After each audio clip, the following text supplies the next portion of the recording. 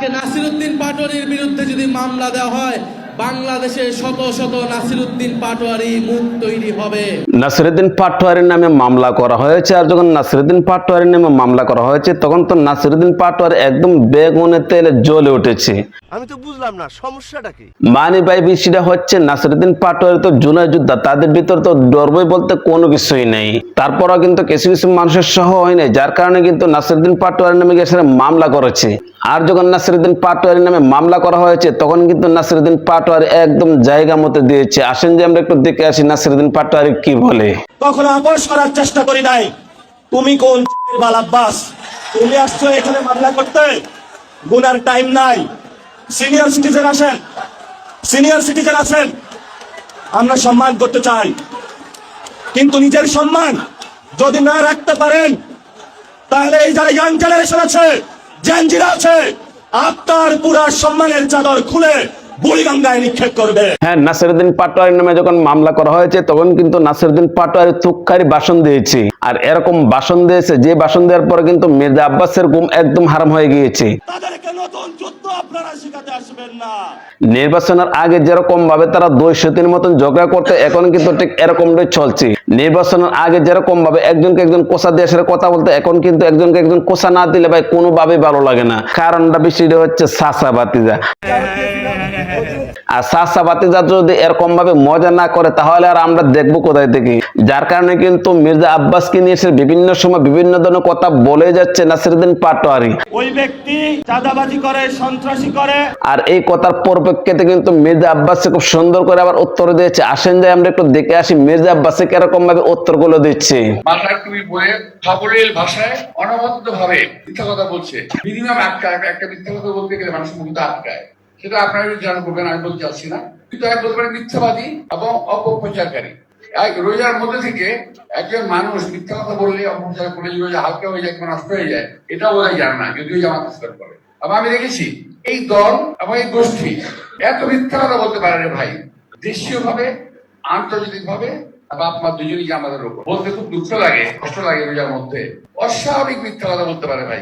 এখন আমার কথা হচ্ছে মির্জা আব্বাসে যেরকম ভাবে বলতেছে মাথার মধ্যে টপি দিয়ে সেরকম সাবলীল ভাষায় মিথ্যা কথা বলে নাসিরউদ্দিন পাটোয়ারি। এখন নাসিরউদ্দিন পাটোয়ারি যে কথাগুলো বলছে সে কথাগুলো আসলে কি মিথ্যা নাকি সঠিক সেটা একমাত্র আপনারা জানেন। মাথার টুপি পরে সাবলীল ভাষায় অনবদ্য ভাবে মিথ্যা কথা বলছে।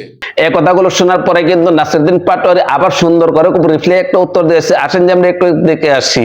আপনি ঢাকা হাটে ফেল করেছেন, লিখে রাখুন জনাব আব্বাস। আপনাকে তারেক জিয়া এসে রক্ষা করেছে। তারেক জিয়া যদি এসে রক্ষা না করত তাহলে আপনি মির্জা আব্বাসের ছুনোপুটিও আমরা ঢাকা হাটে খুঁজে পাইতাম না।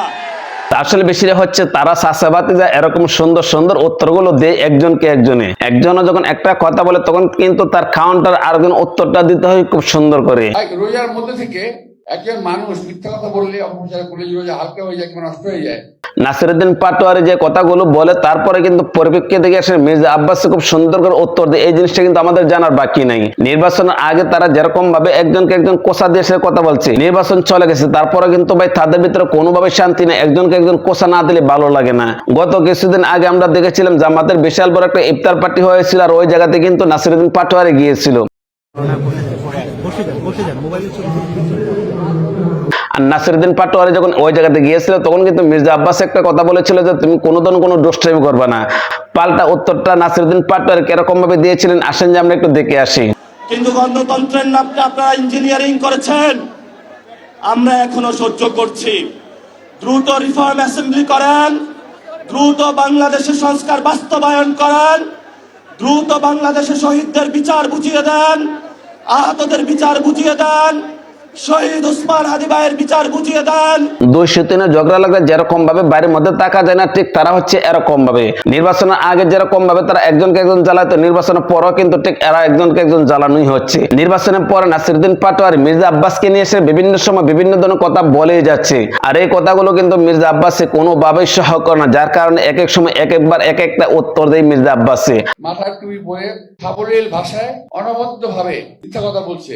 আর যখন এক একবার এক একটা উত্তর দেয় মির্জা আব্বাসে, তখন কিন্তু পাল্টা কাউন্টার আবার নাসিরউদ্দিন পাটোয়ারি দিই। তো তারা নির্বাচনের আগে এবং নির্বাচনের পরে যেরকম ভাবে যে একজনকে একজন খোঁচা দিয়ে কথা বলছে, এই বিষয়টা আপনারা কোন দৃষ্টিতে দেখছেন? ভিডিও কেমন হয়েছে কমেন্ট করে জানাবেন, ভালো লাগলে লাইক করবেন, পেজ থেকে দেখে থাকলে পেজটা ফলো করবেন, চ্যানেল থেকে দেখে থাকলে চ্যানেলটা সাবস্ক্রাইব করে পাশে থাকবেন। তো আজ এই পর্যন্ত রাখলাম, ভালো থাকবেন, সুস্থ থাকবেন, আসসালামু আলাইকুম।